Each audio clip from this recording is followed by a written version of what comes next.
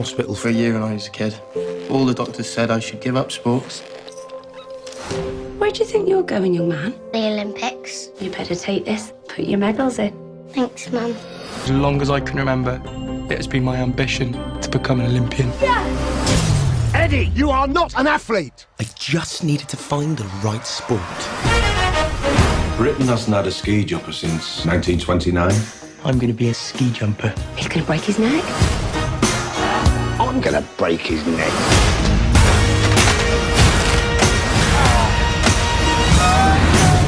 The time to start jumping is when you're 5 or 6.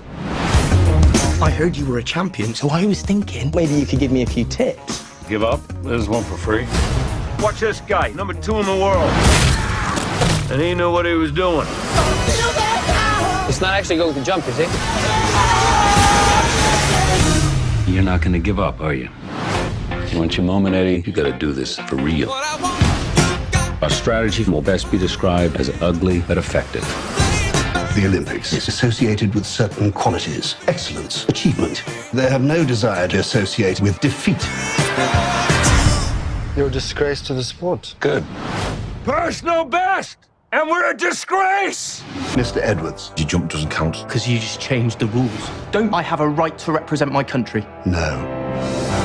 My dreams turned into a nightmare. It's a world that doesn't want to know you. So what's new? The British Olympic Association is trying to stop me. I have to do this. The press all want to hear your story.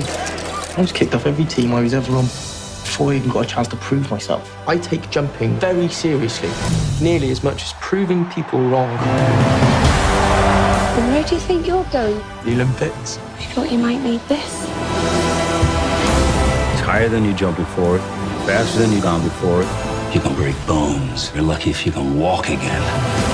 As your coach, I think you're crazy. But as your friend, fly.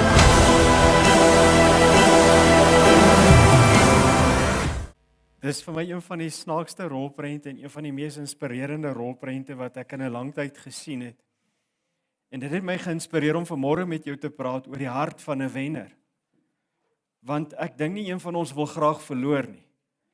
En in ons algemene lewe wil ons baie keer hierdie goed van Christen wees en kind van God wees, half separate van wen, van deurbreek, van veranderinge maak. En baie keer in hierdie deel van groot word om 'n perspektief en om 'n mentaliteit van wen in ons lewens te kry, is ons groot word die ding wat die meeste teen ons stel. Die dinge wat vir ons gesê was. Ons teleurstellings wat ons beleef het, wat mense vir ons gesê het, jy kan dit nie maak nie, soos wat hierdie ou vir hom gesê het, jy daar's nie 'n manier dat jy kan wen nie, dat sy pa vir hom gesê het, jy's nie 'n sportman nie, dat jou afkoms is radikaal, jy weet, dit wat jou ouers vir jou gesê het. Jy weet, ons lodders kan nie wiskunde doen nie. Wat was joune gewees? Waarmee het jy groot geword? Watter deel van jou mentaliteit van vorentoe gaan in jou lewe is bepaal deur wat jou ouers vir jou gesê het, of wat jou vriende of jou familie vir jou gesê het? En dan die pad wat jy gekom het, teleurstellings, mislukkings. Miskien het jy groot teleurstellings in jou lewe gehad, jy het miskien nie op skool presteer soos wat jy wou nie, en jy praat nie eens vandag daaroor nie. Miskien het jy ambisie gehad om vir iets te gaan swat, en jy kon nooit daai graad in jou naam kry nie. Of miskien is jy in 'n familie waar dat nie gesê was nie, maar waar jy baie duidelik waargeneem het, want jou broers en susters het sekere goed bereik en jy het dit nie bereik nie. So al daai goed speel 'n enorme rol in ons lewens, in ons modellering, en bepaal hoe ek en jy vandag leef. Bepaal hoe ek en jy vandag na die lewe kyk, en hoe ons onsself kan inspireer en by sekere dinge uitkom. So die eerste ding wat jy nie moet doen nie, is jy moenie glo wat oor jou gesê was nie. Want ons moet verstaan dat daar is 'n nuwe geslag in ons gebore toe ons by Christus Jesus uitgekom het, en daar word vir jou goed gesê, so jy glo nie wat mense oor jou uitgespreek het nie. En ek gaan vandag 'n storie gebruik, nie tyd om by alles stil te staan nie, maar ek gaan die storie van Dawid gebruik om so 'n paar van die elemente van Dawid se lewe met jou te deel. Vandag staan Dawid bekend in die Nuwe Testament praat van Dawid, is hy was 'n man na God se hart en as ons na hom kyk en die Jode praat van Dawid, praat hulle met 'n groot ontzag van Dawid en hulle honor hom want hy word beskou as amper as die vader, jy weet, saam met Abraham van Israel. Dawid se storie was, hy was die kleinste van sy broers, hy was die jongste kind gewees. Dawid was eintlik so insignificant, toe die oorlog plaasvind, het hulle hom gebruik om die toebroodjies aan te dra, so hy moes gereeld vir sy broers, terwyl hulle baklei het, McDonald's vat en sê eet, jy weet, dit was Dawid se werk gewees. Hy was nie groot genoeg om wapens te dra nie, Dawid was nie significant nie. Nou interessant, as jy na die Bybel kyk, dan praat die Bybel, Dawid was rooi van aansien, so het jy al 'n rooikop Jood gesien? Hy moes weird gewees het. Hulle moes gedink het, hierdie ouetjie pas nie lekker in hierdie samelewing nie. Waar kom hy vandaan? Hy was in sy hart en in sy kop nie reg vir volgens sy broers en volgens sy familie vir oorlog nie. Hy was nie gereed daarvoor nie. En ek wil vir jou sê, dit wat mense van jou sê, bepaal nie of jy reg is vir dit wat God deur jou kan en wil doen nie. Want as jy op 'n plek is waar mense sê jy kan nie, is jy by 'n plek waar God sê ek kan. Ek kan 'n verskil in jou lewe maak. Maar die probleem baie keer in ons mense en in ons lewe en in ons samelewing is dat ons mentaliteit is nie reg vir wen nie. Ons het baie keer die game verloor voordat die game begin het en die vraag wat ek jou vanmôre wil vra is jy gereed vir wen? Is jy gereed dat God iets in en deur jou lewe deur sy kragtige genade kan doen? Ek is baie lief vir sport en verlede Sondagmiddag het ek myself nou reggemaak vir die Wimbledon eindstryd en ek het daarna geluister en ek het geluister na die gesprekke wat hulle met die twee tennisspelers voor die tyd gehad het en toe hulle met die een ouetjie praat, net in sy woordeskat, toe sê ek vir myself, hierdie ou gaan dit glad nie maak nie. En waar Roger Federer gesê het, when your mind is right at the right place, wonderful things can happen.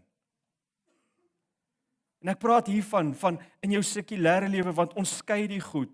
Maar kom ons sê dan vanmôre, in jou sekulêre lewe, in jou geestelike lewe, moet jy verstaan dat jou gedenke bepaal die rigting waarheen jy gaan. En ek lees hierdie woorde wat iemand eendag geskryf het. Hy sê, every battle is won before it is fought.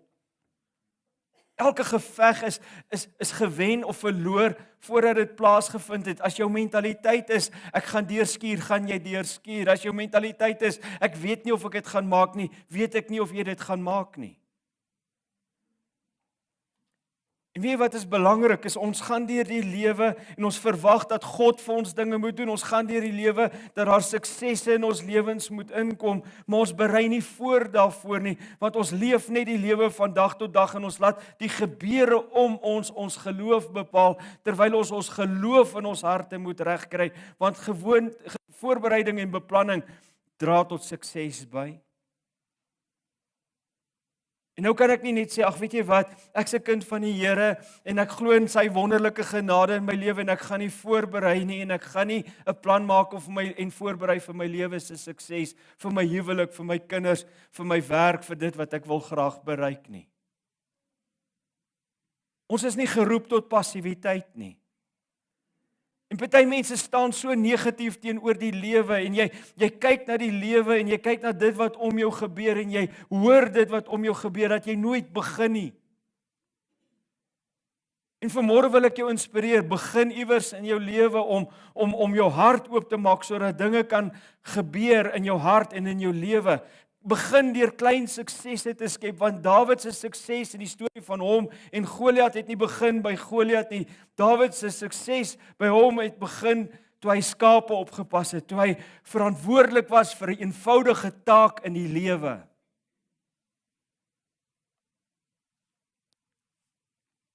Party mense wil net hier vlieg, maar wil nie dit doen en gehoorsaam en getrou wees om die skapies op te pas in die veld. En terwyl hy die skape opgepas het in die veld en terwyl hy nie daar was om die oorlog te doen en nie saam met sy broers kon beweeg het nie, het Dawid daar ervarings gehad wat hom voorberei het vir Goliat, want daar het hy 'n leeu en 'n beer verslaan. Baie keer wil ons net hardloop en ons wil groot sukses hê, maar ons is nie bereid om gereed te raak vir wen deur in 'n lewe te kom waar ek dinge doen nie. Ons leef in 'n samelewing van instant gratification, 'n samelewing wat wil uitstap en dinge doen. Ons kry jong mense wat klaar wil studeer en dadelik 50, 60, 70,000 rand 'n maand verdien, wat nie kan leer om te begin met die eenvoudige goed en te werk vir 'n welkom nie, want jy het nodig om daai pad te loop om by groot suksesse te kan kom en dit te kan hanteer. Skep klein suksesse in jou lewe. Skep klein suksesse waar jou hart en jou kop reg kan kom en gereed kan kom vir wen. Skep vir jouself en vir jou kinders en vir die mense om jou geleenthede om skape op te pas, om klein dinge te doen en getrou daarin te wees. Want toe Goliat kom, en ons ken die mooi storie van Dawid en Goliat, was sy kop gereed. Die volk het gestaan, en jy moet nou die hele storie gaan lees in 1 Samuel. Die volk het gestaan en dit was interessant hoe hulle oorlog gevoer het. Die Filistyne het op een plek laar opgeslaan, Israel op 'n ander plek, en toe het hulle nou op mekaar begin skree en mekaar sleg sê. En die skrif sê, en toe kom Goliat op 'n oggend uitgestap en hy sê, julle is daar vir 'n oorlog, ons is hier, maar ek is een mens, en as julle een ou bring wat my kan verslaan, dan het julle die oorlog gewen. En hy het so 'n atmosfeer geskep waar hulle Israel verneder het, en hulle het Israel letterlik sleg gesê. Letterlik gesê, julle kan sekere dinge nie doen nie, en Israel het passief geraak, en die koning het passief geraak. Hulle het gesê, Goliat is te groot. As jy na die mates gaan kyk, was Goliat 3 meter hoog. Dis 'n groot ou. Hulle het vir Dawid gesê, Dawid, Goliat is te groot. Hy het gesê, hy is te groot om te mis. Sien, dit gaan oor wat in jou hart en in jou denke aangaan. As jy na jou situasie kyk en sê jy, my situasie is te groot, my situasie oorweldig my, of my situasie kan ek nie hanteer nie. Situasie is te groot vir God om mis te kyk. Is jou hart gereed vir wen? 1 Samuel 17 vers 45-46, maar toe Dawid skree toe terug, jy weet, en hy sê, jy kom na my toe met 'n swaard en 'n spies, want hierdie ou sê vir hom, dink jy ek is 'n hond, laat jy met klippe na my toe kom? Dawid sê, ek gaan jou antwoord, jy kom na my toe met 'n swaard en 'n spies en 'n krom swaard, maar ek kom na jou toe in die naam van die Here, die Almagtige, die God van die magte van Israel, wat jy beledig het. Vandag gee die Here jou oor in my mag. Waarin beweeg ons? Ons leef in 'n situasie, in 'n samelewing waar wen 'n kultuur is en waar wen belangrik is, maar verstaan jy dat jou wen van die Here afkom? Verstaan jy dat ek en jy moet weer oefen om afhanklik van die Here te leef en te wandel en afhanklik van God in elke situasie? Daar's hoeveel kere wat ek in my lewe wil teruggaan en sê, ek wens ek het van die begin af in hierdie moeilike ding op God vertrou vir die uitkoms en nie my eie uitkoms bepaal nie. En dan moet ou ook in kontak wees met die waarheid, met jou eie waarheid. Party mense leef in verloor en verlies omdat ons nie in kontak is met ons eie waarheid nie, want party mense is besig met dinge waarmee hulle nie moet besig wees nie. Miskien is jy iemand wat in die stort sing. En jou maat iewers vir jou eendag gesê jy sing baie mooi en jy dink jy moet 'n CD maak. En vandag sit jy hier mismoedig want jy kon nog nie 'n CD maak nie. Jou ma moes vir jou gesê het jy sing vals, los dit uit. Ek het 'n vriend wat baie sterk in die musiekbedryf is. Hy doen produksies. En ek sê eendag vir hom, ek sê vir hom, kry jy nie skaam om vir hierdie mense CD's te maak baie keer nie. Want party ouens maak CD's wat nooit moes gemaak gewees het nie.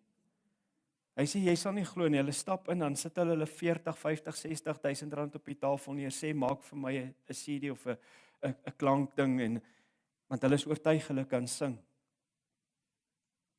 Is jy in touch met die werklikheid van jou vermoëns en waar God kan toetree? Want as jy nie in touch is met die werklikheid van jou vermoëns nie, gaan jy nie weet waarom God in te nooi in jou lewe nie. Ek hoop jy verstaan wat ek nou vir jou sê. Party mense is so arrogant dat hulle nie wil leer nie. Party mense wil nie leer nie, party mense wil nie hoor nie, en party mense het hierdie idee en jou hele lewe lank loop jy dalk en sê, weet jy wat, as dit nie vir daai bestuurder was nie, nie vir daai ene was nie, en eintlik is die probleem dalk jy wat nie besig is waarmee God wil hê jy moet besig wees.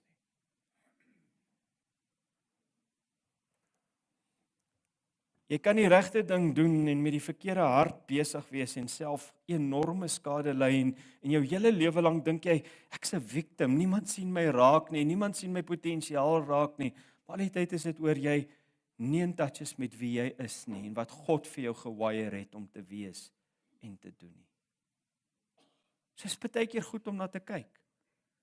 Daar's goed waarna ek in my eie lewe moes kyk. Ek is baie lief vir sport, maar ek was nie 'n top sportman nie. Ek was baie keer in die skaduwee van my broer gewees wat regtig goed gedoen het met van die sporte. En ek het my longe uitgespeel net om 'n plek te maak en 'n bewys te maak dat ek dit ook kan doen. As ek net daardie tyd rigting kon gehad het, kon ek nog meer excel het op ander terreine. Ek het alright rugby gespeel. Ek was okay, tennis. Ek het cricket gespeel, ek het atletiek gedoen, maar ek was nooit die top ou nie, en dan in jou hart, dan begin jy jou te meet met die ander, omdat jy nie vir jouself kan sê, weet jy wat, ek is 'n gemiddelde sportman en dis fine. Party van julle wil jou hele lewe lank bewys op 'n terrein wat jy jouself nie wil bewys of hoef te bewys nie. Jy moet dit hoor vanmôre. Want dit werk deur in jou huwelik. Dit werk deur in jou kinderopvoeding. Party kinders moet presteer waar hulle ouers nie kon presteer het nie. Weet waar jy swak is en weet waar jy sterk is en weet waar jy God nodig het. En om dit te doen, waar ons hierdie sirkulêre ding het van leef jou droom, wil ek vanmôre vir jou sê, kom ons verander dit na leef God se droom vir jou, want God weet hoe hy jou gewire het en wat is die potensiaal wat hy vir jou ingesit het. Kry God se droom terug in jou hart. Het jy al gaan stil word om net te sê, wat is u droom vir my lewe? Nie my pa en my ma se droom en my vergelykende droom met ander mense se suksesse nie.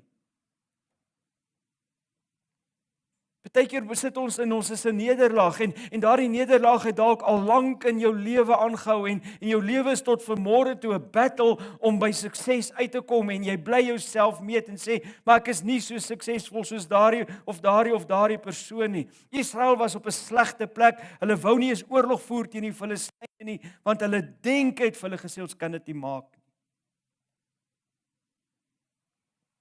Hulle het daagliks gehoor dat hulle nie goed was nie en baie keer hoor ons daagliks op terreine dat ons nie goed is nie, maar dis nie noodwendig mense wat dit vir ons sê nie, dis wat ons hoor omdat ons onsself meet aan iemand anders, omdat ons nie besig is met God se droom nie, maar met ons eie droom. En Dawid kon ook net daai goed luister wat Goliat vir hom gesê het. Hoor wat gebeur met Israel. Hy sê in 1 Samuel 17:11, hy sê toe Saul en die Israeliete dit hoor, want hulle het slegte goed oor hulle gesê, was hulle mismoedig en baie bang. Wanneer laas was jy vreesloos in dit wat jy aanpak? Vreesloos in jou huwelik. Vreesloos in jou verhoudings met jou ouers, met jou kinders, vreesloos by die skool of by die kerk of by die werk, waar jy ook al beweeg, vreesloos in dit wat jy moet doen, of het jy altyd hierdie ding van, yes, as ek net kon beter vaar.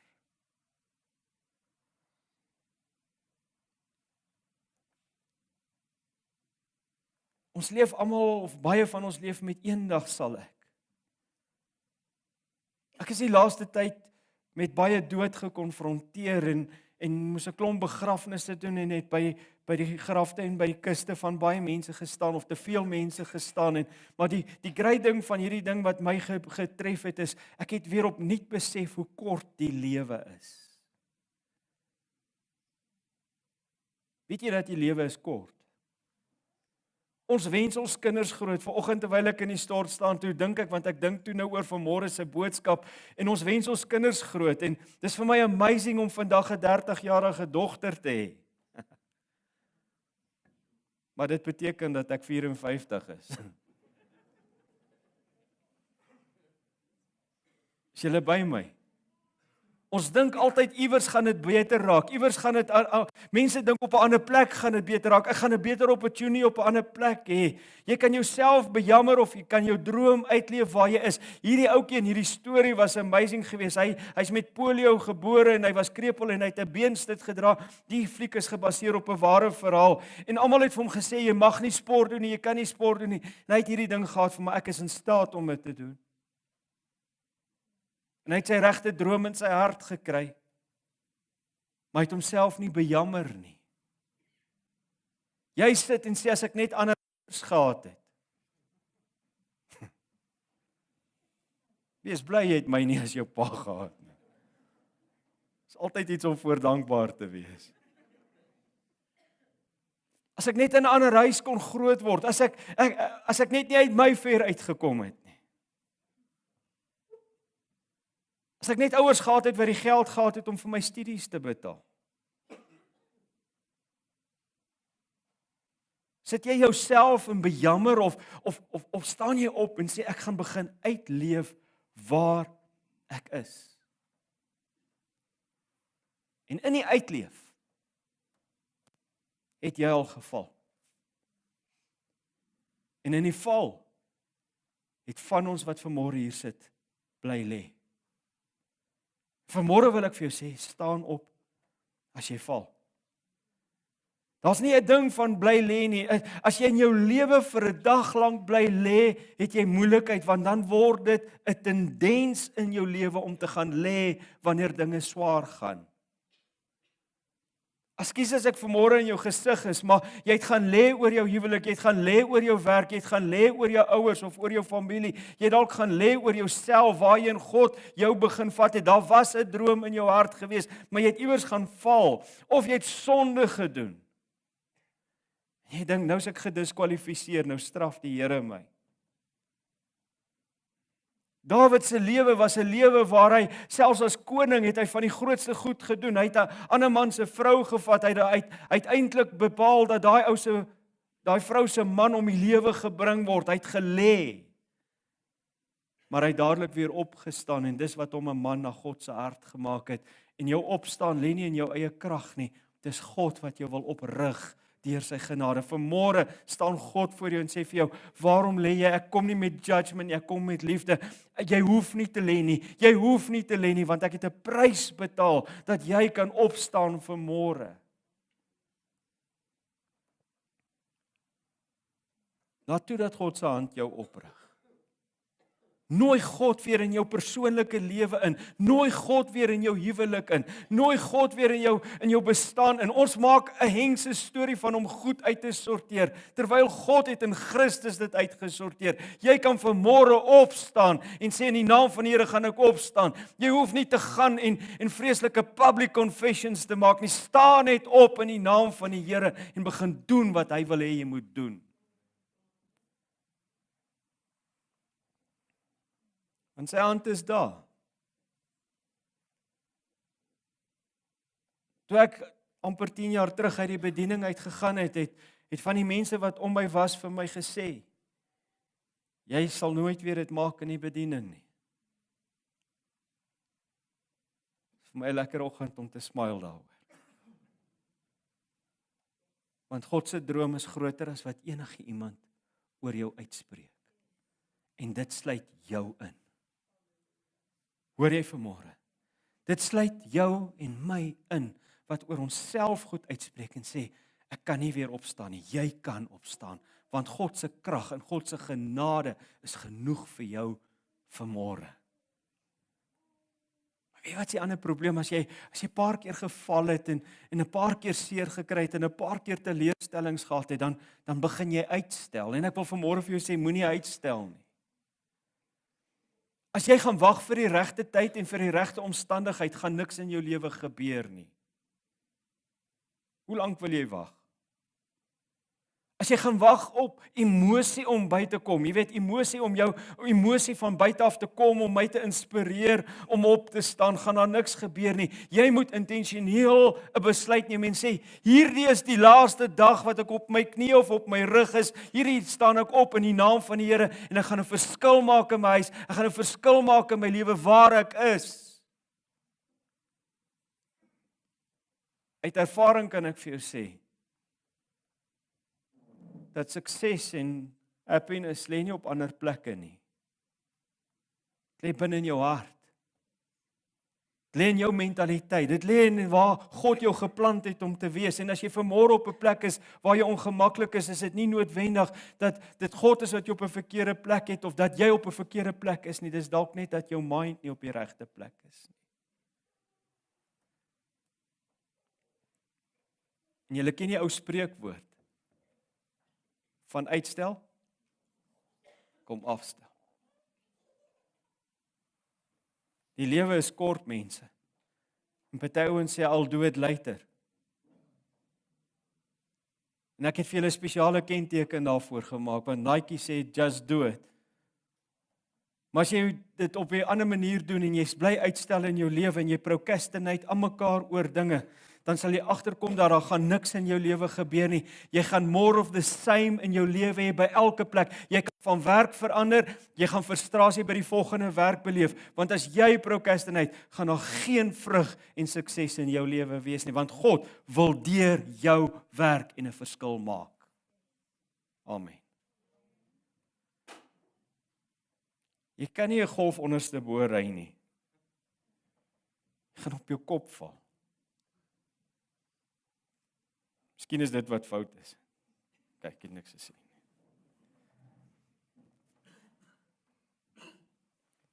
Daar's een manier om dinge te doen. En is op God se manier. Weet jy wanneer is God se tyd? God se tyd is vandag as jy my stem hoor. Moenie jou hart verhard nie. Vandag as jy my stem hoor, God kom en hy sê vir jou vandag, jy kan opstaan, hier is die goeie nuus van genade vir jou, jy kan opstaan, jy kan 'n verskil maak, jy kan 'n verskil beleef in jou lewe, op watter terrein jy ook al beleef, en jy sê, ek sal wag tot ek beter voel. Just do it. Just do it. Wonder hoeveel gaan Nike my betaal vir hierdie advertensie vandag.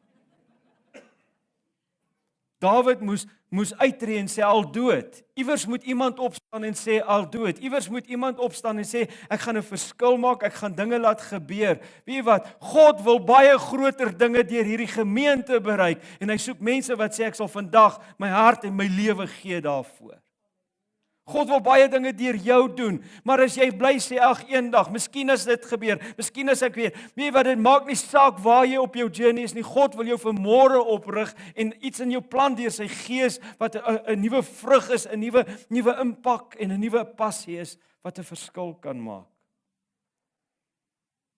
En dan sê, maar dis buite my comfort zone. Weet jy wat, om 'n verskil te maak, moet jy baie keer goed doen wat oënskynlik nie kan werk nie. Daar's goed wat ons moet ontdek by die Gracia wat ons gaan moet begin doen om 'n groter impak in ons gemeente te maak of om ons gemeenskap te maak. Ek bid daarvoor, ek bid dat die Here my oë daarvoor sal oopmaak. Want as ons net run of the mill goed doen, gaan ons run of the mill resultate kry. As jy op 'n sekere terrein in jou lewe nie suksesvol op die oomblik is nie, moet jy verstaan, dis miskien oor jy dit op die verkeerde manier bly aanpak en jy dink jou manier is reg. Kry God se manier en hoor bietjie by hom en kry raad om daarby uit te kom. Kan ek vanmôre vir jou 'n stelling maak wat net nou hier in my hart gebore is en dat jy dit sal verstaan? Moet nooit toelaat dat dit wat jy sien in jou denke groter word as die God wat jy dien nie. Moet ek hom weer sê? Moet nooit toelaat dat dit wat jy sien groter word as die God wat jy dien nie. Hy is in staat om die onmoontlike moontlik te maak. Hy is in staat om Die klein dingetjie wat jy doen, Dawid het 5 klippies opgetel en met sy slingervel gegaan en een skoot gegooi en soos die kinderkerkliedjie sê, een skoot en die reus was dood.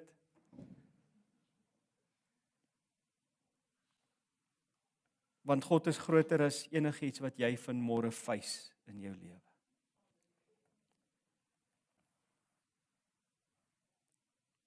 Maar as jy selfsugtig in jou eie wêreld is, en selfsugtig net na jou lewe kyk, gaan jy nie by die groter prentjie uitkom nie, en luister my uit op hierdie ene. Dis een van my slogans, ek weet, but it's not about me. Sê saam met my, it's not about me. Okay, almal het nou nie saam gesê nie, so miskien sukkel jy daarmee. Sê, draai na die ou langs jou en sê vir hom, it's not about me. Hoor wat skryf hierdie ou, hy sê hierdie woorde, hy sê, there's something you learn from helping other people with their dreams that prepares you for your own. Daar's iets van, ek leef vir my man, vir my vrou, vir my kinders, ek leef vir my mense om my, wat maak dat ek gereed word vir dit wat ek moet doen. In my eie lewe, toe ek gelê het, as ek daar vir myself bly leef het, was ek nie vanmôre hier om julle te bedien nie. Partykeer moet 'n ou verby jouself kom. Julle onthou daai teksvers wat ek tot vervelings toe al aangehaal het uit 'n message. Hy sê, forget about yourself long enough to help, to lend a helping hand. Maar party mense is net op hulle eie gemak en op hulle eie zones ingestel en daarom sal jy nooit leer wat God jou kan leer as jy leer om vir ander mense te leef en vir ander mense te dien nie. Dawid het gesê, ek leef nie net vir myself nie, ek leef vir my familie, ek leef vir my volk. En elke keer wanneer 'n mens se fokus kom, ek leef vir myself, betaal jy 'n duur prys daarvoor. Want ons is nie gemaak om vir onsself te leef nie. Nou gaan ek vir jou praktiese raad gee, dan hoef jy my nie te kom sien vir counselling nie. 4 punte. As jy wil opstaan, begin daaroor te praat. Praat oor wat jy vandag beleef. Praat met iemand. Vind iemand wat jy vertrou en praat net met iemand. Jy het net nodig om dit te verbaliseer en sê ek sukkel op hierdie terrein. Ek het vir myself in my lewe so 2, 3 vertrouelinge en ek kies hulle baie spesifiek en ek het spesifieke terreine wat ek met spesifieke vertrouelinge praat. Maar ek wil vanmôre jou challenge, jy neem nooit 'n besluit om te quit op jou eie nie. Ek gaan dit weer sê. Jy neem nooit 'n besluit om te quit op jou eie nie. I, myself and me sal jou vernietig. So ek het nodig om baie keer vir mense te sê, ek wil nou opgee, en dan sê iemand vir my, jy sal aanhou, jy bly net stil, jy hou net aan, en dis fyn. Ek knorrig met hulle gewoonlik vir so 2 weke, maar kom weer reg. Dinge lyk altyd vir 'n mens moeiliker as jy net uit jou eie konteks na dinge kyk en vergeet dat God 'n groter prentjie oor alles raak sien. As jy alleen staan, lyk dinge groot. En pas op wat jy as vriende by jou kry, want vriende luister baie subjektief na dit wat jy vir hulle sê, en ek gaan 'n voorbeeld maak, as jy oor jou huwelik en net jou man of net jou vrou sleg praat by jou vriende, gaan hulle vir jou naderhand sê, skei. Maar hulle leef nie met jou saam nie. OK, kom ons los daai ene.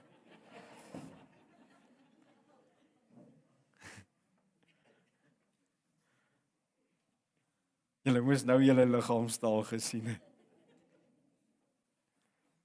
Bring mense langs jou wat regtig eerlik en eerbaar is en wat nie skaam is nie, en jy gaan vir mense moet begin toestemming gee om met jou te kan praat en sê, luister hierdie ding, vernietig jou, los dit, laat dit gaan. Nommer 2, besin en bid.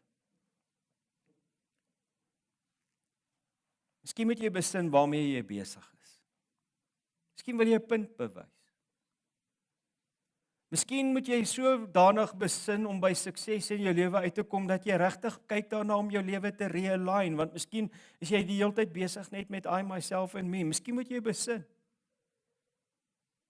Miskien is jy met te veel goed besig, miskien is jy met te veel goed van ander mense besig, en jy's 'n people's pleaser wat alle mense wil gelukkig en tevrede hou. Miskien moet jy besin en sê, weet jy wat, ek moet hiermee stop, sodat God in my lewe kan inkom, en 'n verskil in my lewe kan maak, maar neem tyd om perspektief oor jou lewe te kry.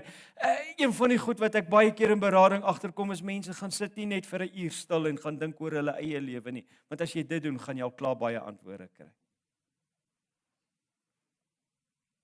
Ek het nie nodig dat iemand vir my hoef te sê eintlik wat verkeerd is in my lewe nie. As ek gaan stil sit, is God se gees getrou.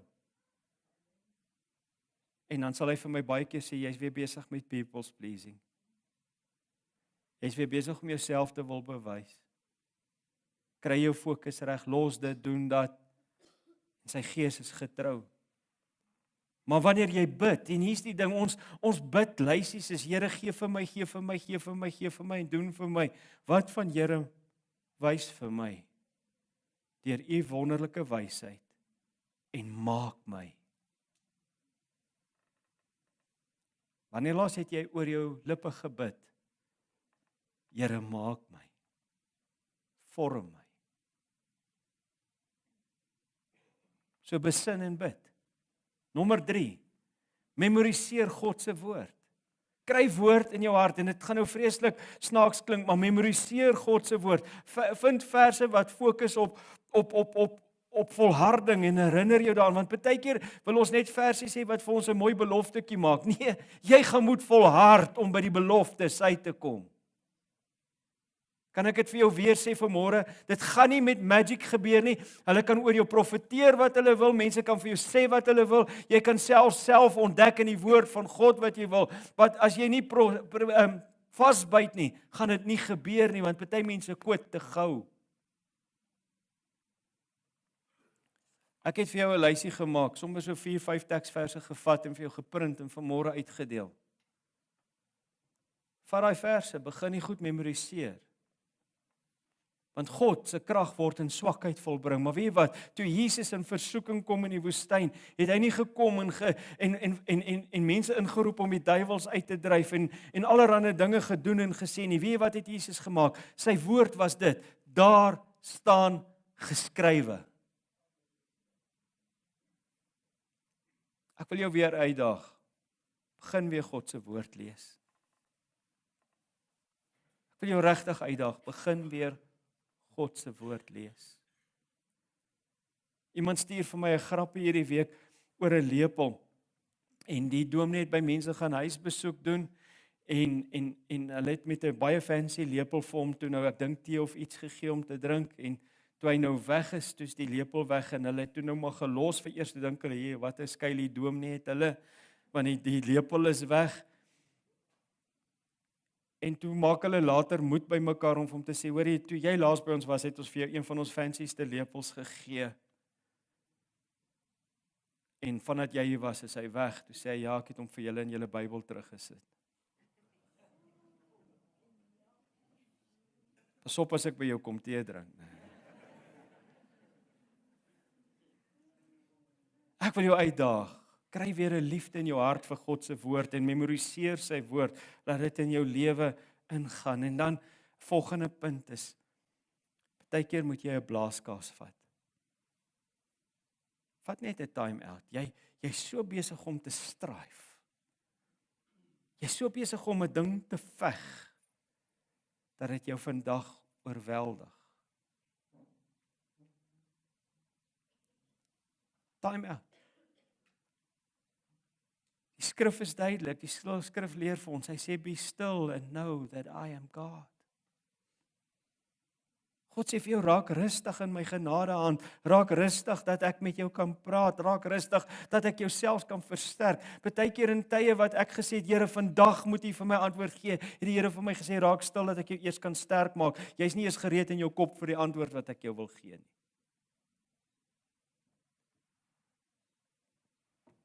As jy oorweldig voel, vat 'n pouse in jou lewe, dat jou kop en jou hart by mekaar kan kom, en dat God se gees weer in jou lewe kan praat, want as jy moeg is, Dawid het 'n ding gedoen, toe hy in 'n moeilike tyd in sy lewe was, sê die skrif, het hy hom self gaan versterk in die Here.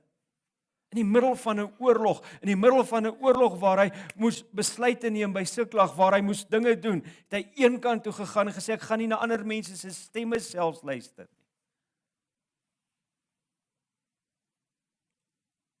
Gaan sit, en ek doen dit baie van my preke, vra ek jou, gaan sit net bietjie en word net stil, be still and know that I am God. God wil 'n verskil maak.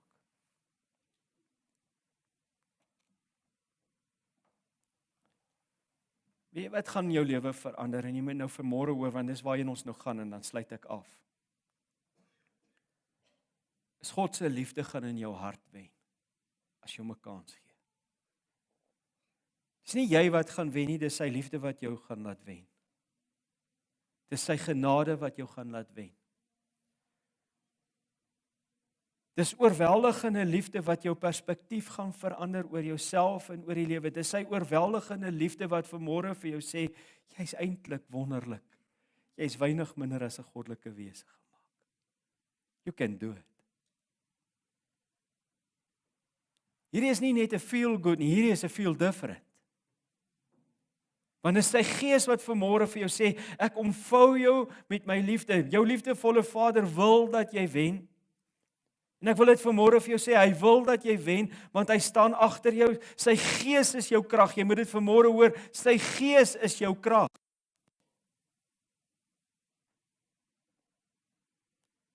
En jy hoef nie ware liefde te vrees nie. Miskien het jy vrees in jou hart gehad, want jy het groot geword deur ouers wat vir jou goed gesê het, jou opvoeding het vir jou goed gesê, jou familie het vir jou goed gesê, jou mislukkings het vir jou goed gesê, en jy's te bang om op te staan. Vanmôre sê volmaakte liefde, die volmaakte liefde van God vanmôre kom en sê, jy kan kom soos jy is. Jy hoef nie te perform nie. Sy liefde is nie gevaarlik nie, hy gaan jou nie blootstel en skade aan jou doen nie. Hoor jy dit vanmôre?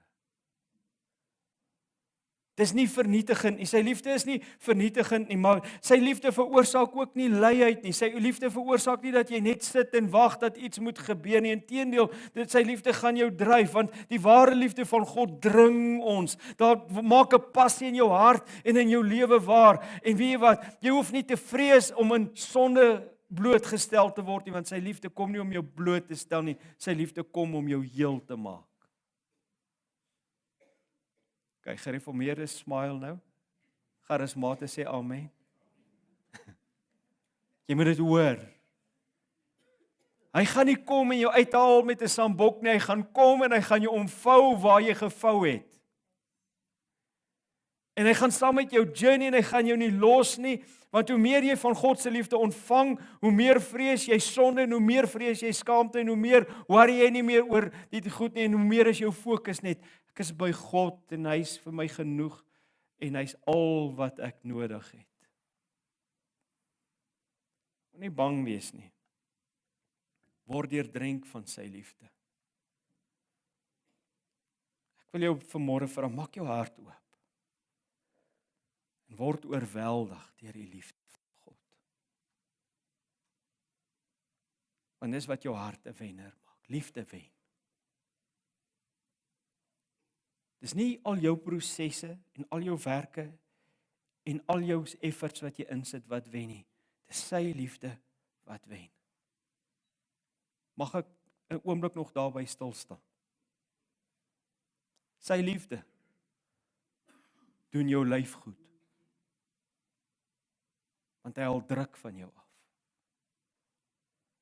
Sy liefde doen jou verhoudings goed, jou huwelik gaan verander as jy sy liefde in jou hart en in jou lewe toelaat. Dit gaan jou kinders goed doen, want sy liefde doen jou kinders goed, want dit gee aan hulle goddelike waarde. Nie een van jou ontploffings het iets verander nie, maar sy liefde gaan dit verander. En sy liefde doen jou geloof goed. Ek het 2 skrifgedeeltes waarmee ek gaan afsluit. Een is Efesiërs 3. En hoor wat skryf Paulus hier, hy sê, daarom kniel ek voor die Vader. Hy is die Vader van elke gemeenskap in die hemel en op aarde. Dis die eerste ding wat gebeur, as jy by goddelike wen wil uitkom, is jy kniel voor die Vader. Jy buig weer jou knieë voor God. En baie keer moet ons 'n fisiese aksie doen om by 'n geestelike realiteit uit te kom. Dis miskien tyd dat jy weer op jou knieë voor God gaan. Want dan sê jy, U is groter as ek. Mag hy deur sy Gees uit die rykdom van sy goddelike grootheid aan jou die krag gee om innerlik sterk te word. Hy wil jou vanmôre vat en hy wil aan jou krag gee om innerlik sterk te word. Nie met 'n goed voel program en 7 studies van 'n ou na ou wat jou motiveer wat jy luister nie. Deur sy Gees wil hy vanmôre uit die rykdom van God se grootheid kom en aan jou die krag gee om innerlik sterk te word sodat jy kan opstaan en in die wen kan instap. Hy sê dan sal Christus deur die geloof in julle harte woon. En hoor wat sê hy, en julle sal in God se liefde gewortel en gegrondves wees. As jy in sy liefde gewortel en gegrondves, of lê jou hele herkoms, waar jy vandaan kom, jou hele afkoms, al die goed wat in jou lewe gebeur het, as 'n bron van haat en bitterheid en kwaad binne in jou. Hoor wat sê hy vers 15, 16. Mag julle in staat wees om saam met God se mense te begryp hoe breed en hoe lank en hoe hoog en hoe diep sy liefde is. Hy sê dan sal julle Christus se liefde wat alle verstand te bowe gaan beleef.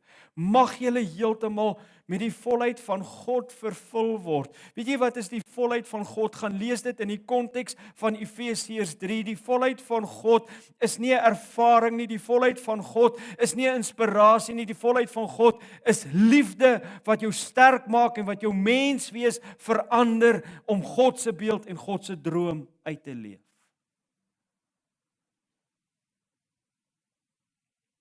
Die liefde van God die binne in ons begin gewortel en gegrondves word ons ander mense.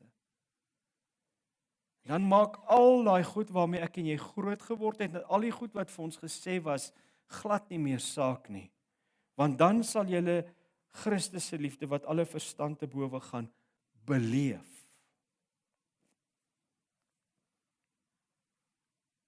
Kniel voor die Here. Humble yourself. Sê vir die Here, ek sit my agenda eenkant. Wat wil U hê moet gebeur in my lewe? Miskien is daai wen wat jy as 'n mikpunt het, glad nie eers wat God vir jou in plek het nie. God wil net vanmôre deur sy liefde vir jou sê, jy's okay, ek is lief vir jou. Het gevou is fyn. Jy het dit dalk weer gedoen. Ek judge jou nie. Dan jy verstaan nie, ek het al 20 keer geval en gestruikel. Ja en? God sê, my genade is vir jou genoeg. My krag word in swakheid volbring. Party van ons is so harde kwas, ons moet 20 keer val voordat ons agterkom, ons het die Here nodig. Ek sluit af. Romeine 8 vers 36 en 37. Hy sê om U ontwil bedreig die dood ons die hele dag en word ons as slagskape beskou. Tog is ons ten spyte van al hierdie dinge besig om 'n super oorwinning te behaal. Sê saam met my, super oorwinning. Is dit waar jy is? Luister wat sê hy, ten spyte van al hierdie goed. Ten spyte van al die aanslae van mense, van dinge, van politiek, van geweld, van teleurstellings, van foute wat ek en jy maak, is ons besig om 'n super oorwinning te behaal, oorwinnaars deur Christus, wat sy liefde so duidelik, sien julle waar lê die liefde? Dis die liefde wat 'n verskil maak aan ons bewys het.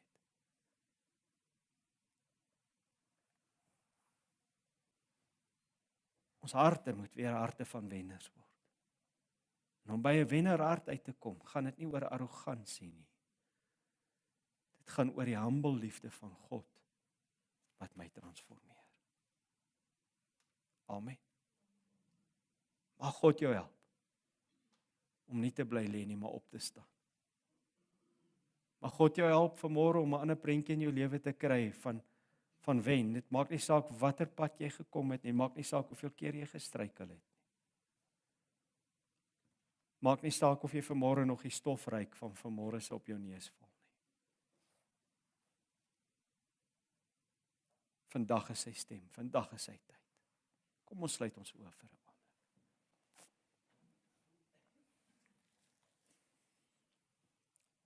Ek doen hierdie ding nie baie nie, so ek wil dit vanmôre doen. Niemand kyk rond nie, ons almal gee kans om 'n privaat oomblik vir ander mense. Miskien besef jy net vanmôre, sy liefde heers nie in my hart nie, en jy wil 'n kommitment daaraan maak. Ek vra nie jy moet jouself bloot te stel nie, steek net jou hand voor God op, en dan laat sak jy jou hand weer en sê, bid saam met my, dat die Here my help.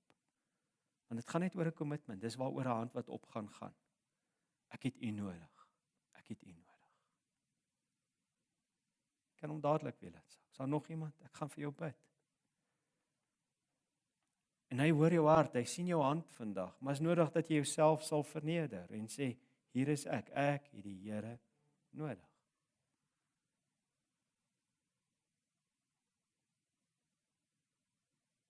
Kan ek vra dat almal wat hier sit hardop saam met my sal bid? Dan help ons die ouens wat hulle hande opgesteek het en almal wat skaam is. Hemelse Vader, dankie vir U liefde. Dankie dat U liefde my omvou. Dankie dat U in my hart woon en besig is om my te verander. Help my om bewus van U liefde te lewe en te wandel. Ek kom vanmôre, ek bring my seer, ek bring my teleurstellings, en ek lê dit aan U voete. Wek in my die hart wat U wil hê, ek mee moet leef. In Jesus naam. En ek dank U daarvoor. Amen.